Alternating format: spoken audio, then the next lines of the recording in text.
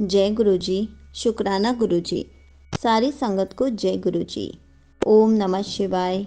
शिव जी सदा सहाय। ओम नमः शिवाय। गुरु जी सदा सहाय। शिव पुराण श्री रुद्र संहिता तृतीय खंड का 39वां अध्याय। शिव जी का देवताओं को निमंत्रण। नारद जी बोले, हे महाप्रज्ञ, हे विधाता, आपको नमस्कार है।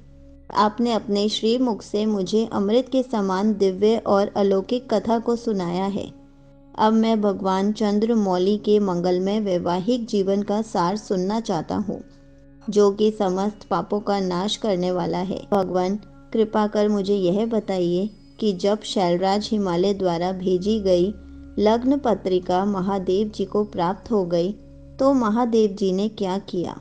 प्रभु, इस अमृत कथा को सुनाने की कृपा कीजिए। ब्रह्मा जी बोले, हे मुनि श्रेष्ठ नारद, लग्न पत्रिका को पाकर भगवान शिव ने मन में बहुत हर्ष का अनुभव किया। लग्न पत्रिका लेकर आए शैलराज के बंधु बांधवों का उन्होंने यथा योग्य आदर सत्कार किया। तत्पश्चात उन्होंने उस लग्न पत्रिका को पढ़कर स्वीकार किया तथा पत्रिका लेकर आए हुए लोगों को आदर सम्मान से विदा किया। तब शिवजी प्रसन्नता पूर्वक सप्त ऋषियों से बोले कि हे मुनियों, आपने मेरे लिए इस शुभ कार्य का संपादन किया है और मैंने इस विवाह हेतु अपनी स्वीकृति प्रदान कर दी है। अतः आप सभी मेरे विवाह में सादर आमंत्रित हैं। भगवान शिव के शुभ वचन सुनकर ऋषिगण बहुत प्रसन्न हुए और उनको आदर पूर्वक प्रणाम करके अपने धाम को चले गए। जब ऋषिगण कैलाश पर्वत से चले गए तब भक्त वत्सल भगवान शिव ने तुम्हारा स्मरण किया। तुम अपने सौभाग्य की प्रशंसा करते हुए तुरंत उनसे मिलने उनके धाम पहुंच गए। शिव जी के श्री चरणों में तुमने मस्तक झुकाकर प्रणाम किया और वहां हाथ जोड़कर खड़े हो गए।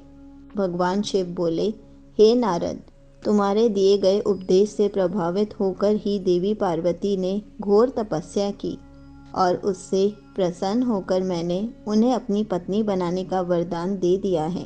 पार्वती की भक्ति ने मुझे वश में कर लिया है। अब मैं उनके साथ विवाह करूंगा।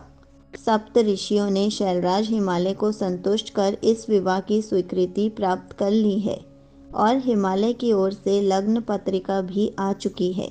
आज से 7वें दिन मेरे विवाह का दिन सुनिश्चित हुआ है। इस अवसर पर महान उत्सव होगा।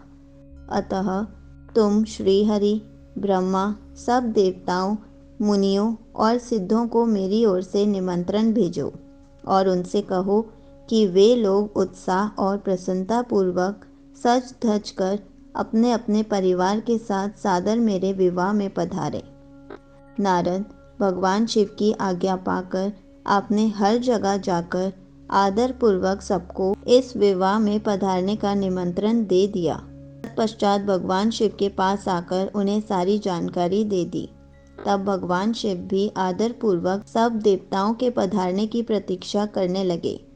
भगवान शिव के सभी गण संपूर्ण दिशाओं में नाचने गाने लगे। सभी ओर उत्सव होने लगा। निमंत्रण पाकर अति प्रसन्नता से सज धज कर भगवान श्री हरि विष्णु भी श्री लक्ष्मी और अपने दल बल को साथ लेकर कैलाश पर्वत पर जा पहुँचे। वहां पधार कर उन्होंने भक्ति भाव से भगवान शिव को प्रणाम किया और प्रभु की आज्ञा लेकर अपना स्थान ग्रहण किया। तत्पश्चात मैं भी सप्तनीक अपने पुत्रों सहित भगवान शिव के विवाह में सम्मिलित होने के लिए पहुंचा। भगवान शिव को प्रणाम करके मैंने भी वहां आसन ग्रहण कर लिया। इसी प्रकार सब देवता, देवराज इंद्र आदि भी अपने अपने गणों एवं परिवारों के साथ सुंदर वस्त्रों और बहुमूल्य आभूषणों से शोभायमान होकर वहां पहुंच गए। सिद्ध, चरण, गंधर्व, ऋषि, मुनि सब सहर्ष विवाह में सम्मिलित होने के लिए कैलाश पर्वत पर पहुंच गए।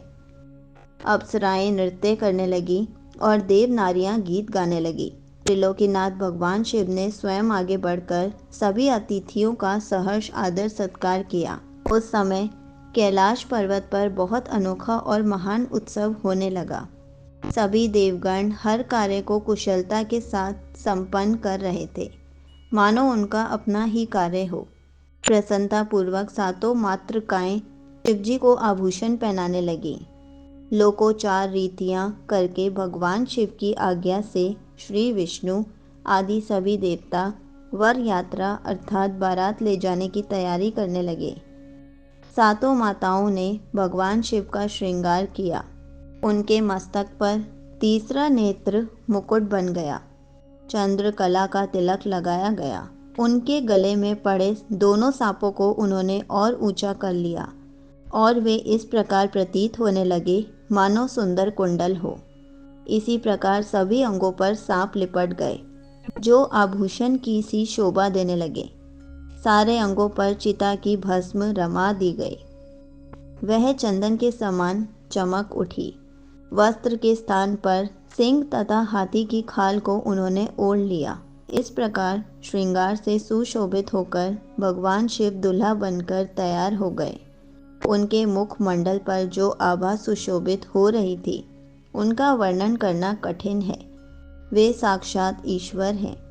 तत्पश्चात समस्त देवता, यज्ञ, दानव, नाग, पक्षी, अप्सरा और महर्षि गण मिलकर भगवान शिव के पास गए और प्रसन्नता पूर्वक बोले, हे महादेव महेश्वर जी, अब आप देवी पार्वती को ब्याह लेने के लिए हम लोगों के साथ चलिए और हम पर कृपा कीजिए।